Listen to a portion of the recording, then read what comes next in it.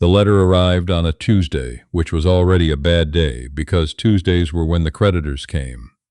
Nell Cavanaugh was 22 years old. The morning, her uncle pressed an envelope into her hands and told her she had no choice. Above. The paper was cheap, the handwriting cramped and slanted like a man who wrote rarely and without pleasure. Her uncle didn't look at her when he explained the arrangement. He looked at the kitchen table, at the cracked oilcloth covering it, at the coffee ring stain that had been there since before Nell's mother died. He was good at looking at things that weren't her face. Rancher up in Harlan County, he said. Name of Sutton Briare, lost his wife last spring. Has 3 boys he can't manage, and a ranch that needs a woman to run the house. He paused to scratch the back of his neck. He squared the debt, 40 acres, and a mortgage I can't make. He squared it. Nell set the letter on the table without reading it. She pressed both palms flat against the oilcloth and breathed through her nose until the ringing in her ears settled. 40 acres, she said. It's a good arrangement, her uncle said to the table. She picked up the letter, folded it back into thirds, and put it in her apron pocket. She didn't cry. She had learned a long time ago that crying was just weather. It came, it went. Nothing changed afterward. She walked to the window and looked out at the Kansas flatlands, the endless brown grass bending in the April wind, and thought about a woman she had never met, who had died in a place she had never been. 3 days later, she climbed onto a northbound stage with a carpet bag, a tin box of her mother's recipes, and the knowledge that the town of Kessler, population 214, had already decided she wouldn't last the summer. She'd heard them at the dry goods store, 2 women she barely knew, whispering badly behind a bolt of calico. Poor thing, you know what those Briare boys are like. Feral since their mother passed. Sutton won't lift a finger to discipline them. She'll be back in Kessler by August, broken and humiliated. Nell had bought her flour and her salt and walked out without acknowledging either of them. She wasn't going to give Kessler the satisfaction of watching her fail. The town of Caldwell Flats appeared after 7 hours, on a road that was more suggestion than fact. 2 ruts carved into the high prairie by wagons that had made this same mistake before. The stage dropped her at a crossroads in front of a building with a hand-painted sign reading General Supply. The driver handed down her bag without ceremony and left before the dust had settled. Sutton Briare was leaning against a hitching post. He was not what she had expected, which said less about him and more about how little Nell had allowed herself to expect. He was 40, maybe less, with dark hair going silver at the temples and a jaw that hadn't seen a razor in a week.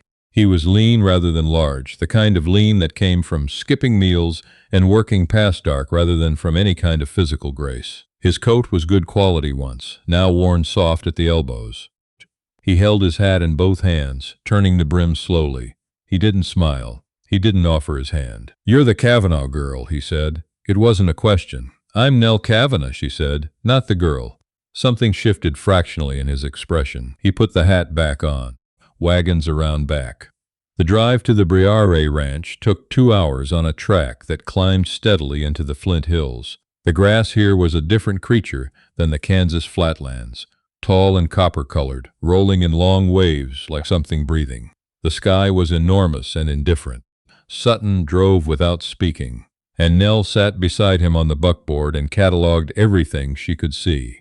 The condition of the fence posts they passed, the look of the creek crossings, the way the horses pulled, willing but underfed. "The boys," she said finally, when the silence had become a physical presence between them. "What about them? How old?" "Everett's 15. Penn's 11. Kit's 7. He paused. "Kit's the one to watch. He doesn't talk much, but he thinks things through before he does them. That's the dangerous kind." Nell considered this. Dangerous.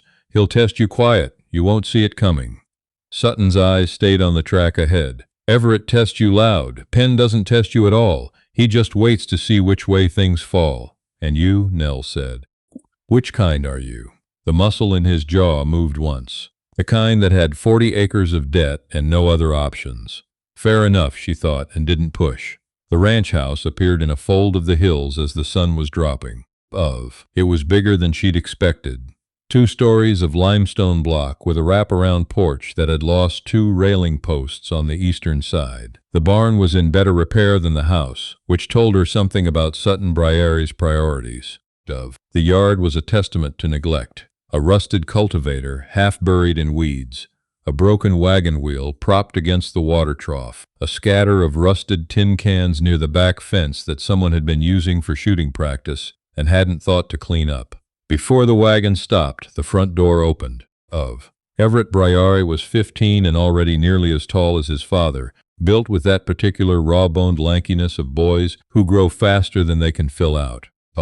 He stood on the porch with his arms crossed and his chin lifted, and his expression said very clearly that he had taken a measure of Nell Cavanaugh from 20 yards away and found her wanting. Behind him, Penn, 11, dark-eyed, watchful, stood slightly to the side. He didn't cross his arms. He just looked at her with a flat, assessing patience that was somehow more unsettling than his brother's open hostility. And at the bottom of the porch steps in the dirt sat Kit. He was 7 and small for it. He had a stick in one hand and was drawing something in the dust. He didn't look up when the wagon stopped. He didn't look up when Sutton climbed down. He just kept drawing, slow, deliberate lines that formed a shape Nell couldn't make out from the wagon seat. She climbed down without waiting for help. "Kit," Sutton said. "Come say hello." Kit looked up. His eyes were his father's, dark and careful. He looked at Nell for a long, quiet moment. Then he looked back down at his drawing and added another line. Everett made a sound in his throat. "She won't stay," he said, "not to Sutton, not to Nell, just to the general air." "None of them do, Everett." Sutton's voice carried a warning with no heat behind it, the voice of a man too tired to enforce consequences. Nell looked at the house. She looked at the broken porch railing, the filthy yard, the 2 boys watching her, and the one who wasn't.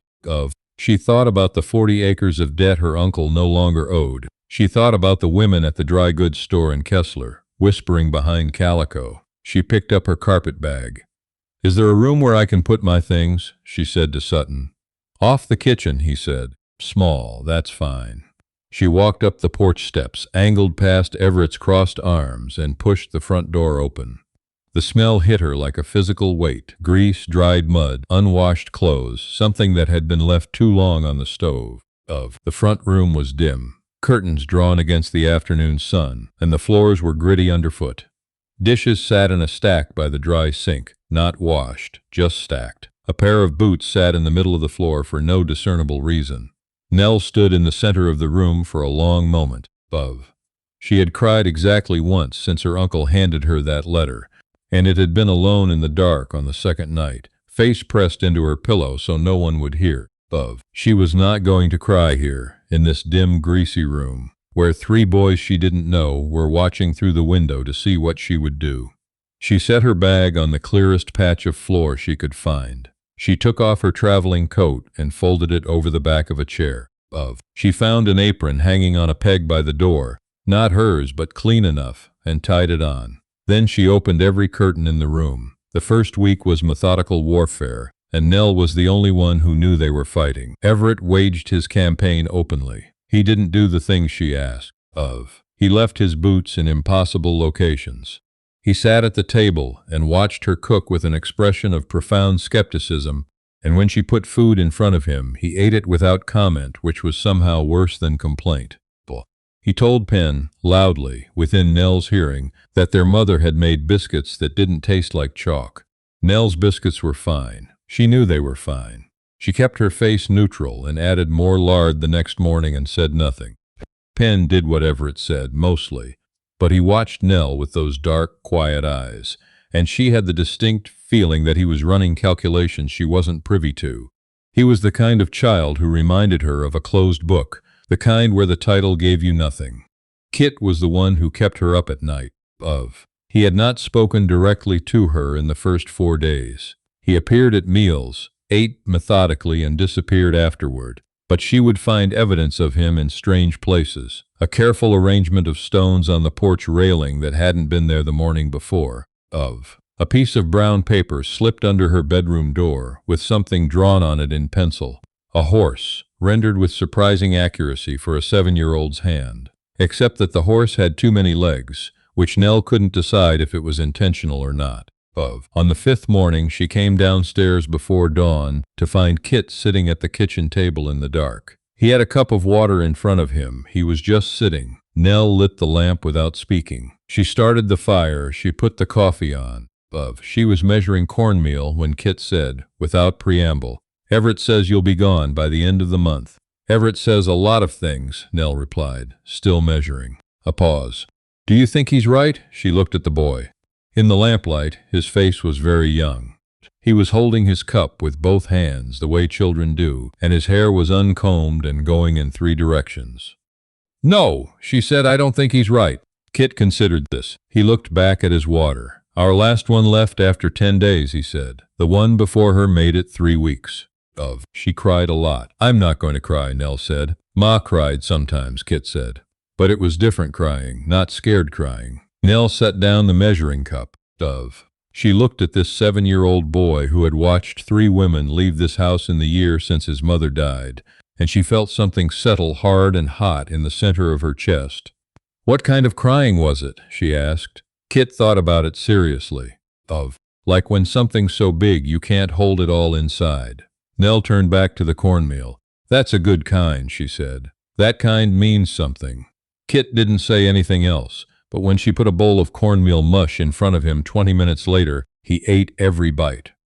And when Everett came down and found his brother at the table with Nell in the kitchen, the look that crossed Everett's face was the first crack in the wall. The crisis came in the 3rd week, and it came for Kit.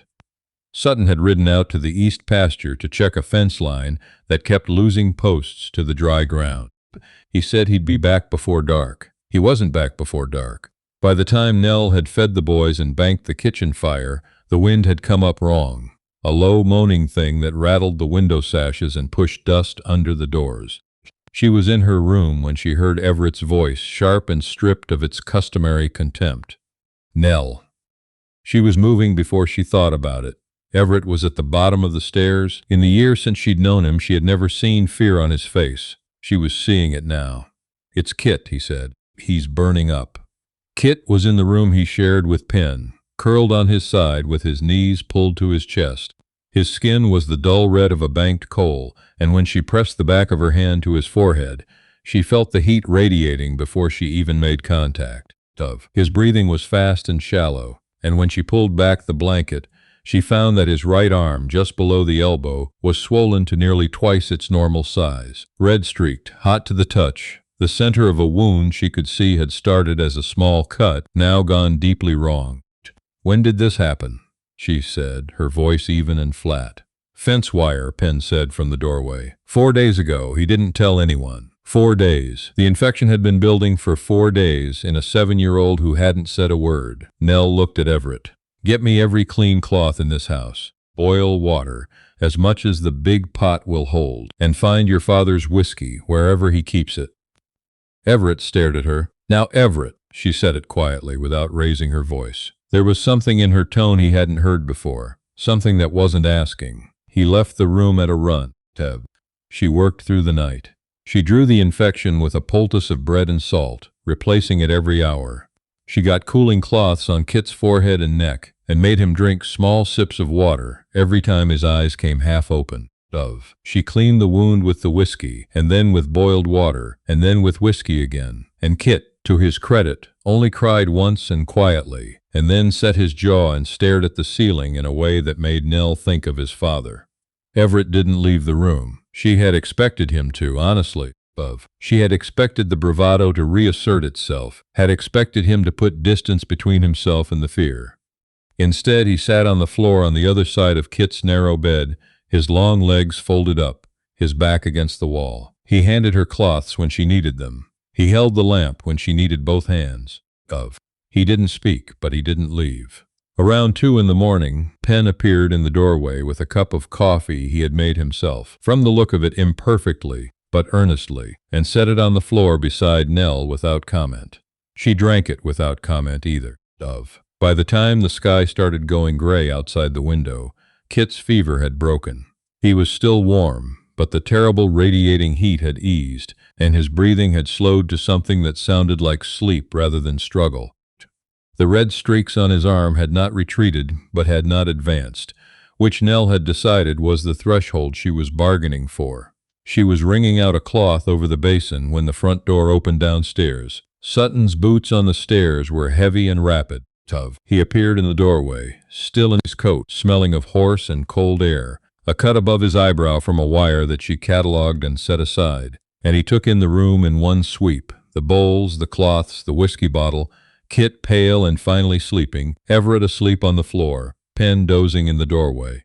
He looked at Nell. His face was not a readable one. She had learned this in 3 weeks. But something in it now was different, the set of his mouth, the way he was very still in a way he usually wasn't. "Fence wire," she said quietly. 4 days ago. He didn't tell anyone. The infection went deep. She paused. "He'll need watching for another day, but the fever broke about an hour ago. He should keep the arm elevated, and I'll change the poultice every 4 hours." Sutton didn't speak. He walked to Kit's bed. He crouched down beside it, which put him eye level with his sleeping son, and he stayed there for a long moment with one large hand resting on the blanket over the boy's shoulder. Then he stood and looked at Nell again.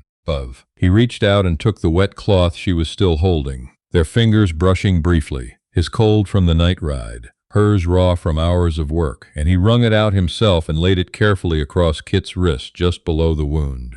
"Go sleep," he said.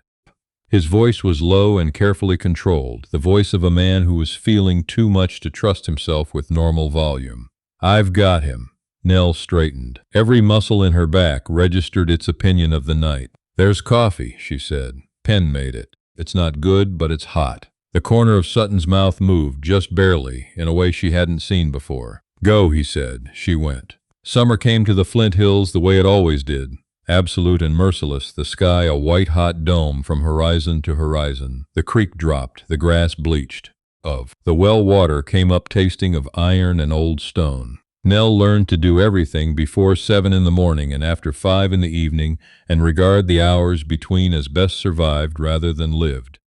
Things had shifted in the house, the way things shift after a crisis, not dramatically, not with speeches or declarations, but in the accumulation of small things that meant something had changed. Everett started putting his boots in the crate by the back door. She didn't mention it. She just noticed. Penn started telling her, in his quiet, offhand way, things she needed to know. That the flour barrel had a crack near the bottom seam that would get worse. That the brown hen was hiding eggs behind the grain bin. That the water in the south trough went stagnant fast and needed checking every 3 days. He said these things as though reporting facts, not offering help, but they were both. Kit talked to her now. Not constantly. He was still Kit, still more comfortable with silence than most adults she knew. But in the mornings before his brothers were up, when it was just the two of them and the lamp and the sound of the fire catching, he talked. He told her about things he had seen. A hawk taking a prairie dog clean in front of the barn, a double rainbow over the east hills that his brothers had slept through. He asked her questions she hadn't expected, about where she was from, about what Kansas City looked like, about whether she thought the horses understood anything that was said to them. "I think they understand tone," she told him, cracking eggs one morning. "Not words, tone." Kit thought about this. "So they know when you're scared." "Yes, so there's no point pretending not to be." Nell looked at him. He was 7 years old. "No," she said. "I suppose there isn't." Sutton remained Sutton, minimal in his conversation, present in his work, gone before dawn and back at dusk. But she started noticing things. The broken porch railing was fixed one morning without announcement. The rusted cultivator disappeared from the yard. The tin cans by the fence were gone. He left firewood stacked closer to the kitchen door than he needed to. She noticed that too. There was an evening in late June that she turned over in her mind more than once afterward. She had been mending on the front porch after supper, the sky going orange and lavender in the west, when Sutton came around the side of the house from the barn. He stopped when he saw her, which wasn't usual. He normally walked past with a nod, a man in transit between one task and the next. But that evening he stopped, and after a moment he sat on the porch step, his back against the post, and looked out at the hills. They sat in silence for a while, which didn't feel like the old silence anymore. That heavy, loaded thing from the wagon ride in April, this was something easier. Everett asked me something today, Sutton said. She waited. He asked if you were staying. She kept her eyes on the mending. What did you tell him? A pause. I told him that wasn't my question to answer. Nell set the mending in her lap. The lavender in the west had deepened to blue. I'm staying, she said. Sutton looked at his hands. Dove. His thumb moved across the knuckle of his opposite hand. Once, a small habitual motion she'd seen before when he was working something out. I know you didn't come here by choice, he said. I came here by necessity, she said. That's different than not choosing. He looked up at that. Dove. The evening light caught the lines at the corners of his eyes, the gray at his temples, the careful, closed-off look that was. She had come to realize, not coldness but caution. The face of a man who had learned that open things could be damaged. He didn't say anything else, but he didn't leave either. Dove. They sat on the porch until the stars came out, and the boys came to the door once and looked out, and then left quietly. And Nell thought she heard the unmistakable sound of Everett telling Penn to leave them alone, which she filed away as a miracle and did not mention. She went into Caldwell Flats for the first time alone in late August, taking the smaller wagon and the roan mare. She needed salt, thread, and a new hinge for the root cellar door. The drive took 40 minutes, and she used it to think about nothing, which was its own kind of luxury. The general store in Caldwell Flats was run by a man named Orvis, who had a broad face and a precise mustache, and who had clearly heard about her because the look he gave her when she walked in combined surprise with recalibration. Mrs. Briare, he said. Miss Cavanaugh, she said pleasantly. 20 pounds of salt, Orvis. A spool of number 8 thread in brown, and whatever you have for heavy door hinges. He fetched the salt first, which gave him time to recover his composure. By the time he was back at the counter, there were 2 women behind her who had come in. While she was studying the thread selection, she recognized the particular silence of people who have stopped talking because someone walked in. She selected her thread without turning around. You're Sutton's new housekeeper, one of the women said, to her back. Not a question, a placement, the social taxonomic kind. Nell turned around. The women were middle-aged, dressed for town, wearing expressions of the specific type that wanted to be called concern, but was actually something sharper. I run the Briare house, Nell said, her voice clear and carrying just enough to reach Orvis behind the counter. I'm also the reason the east fence held through the June winds. The reason Kit Briare still has full use of his right arm, and the reason Sutton's books have been accurate since May. She smiled, and it was not a warm smile. It was the smile she had been saving since 2 women whispered behind calico in a dry goods store in Kessler. But housekeeper works too, if that's easier. The taller woman's mouth opened slightly. The other looked at a display of ribbon. Orvis put her hinges on the counter with slightly more care than necessary. Nell paid in coin, which she had brought herself, from the household account she had asked Sutton to give her in June. He had handed over the ledger without a word, which she had understood as trust, or the closest thing to it that he knew how to do. She loaded her own wagon because she could. She was tightening the final tie-down when she heard boots on the boardwalk behind her. She turned, expecting Orvis with a forgotten receipt, and found Sutton.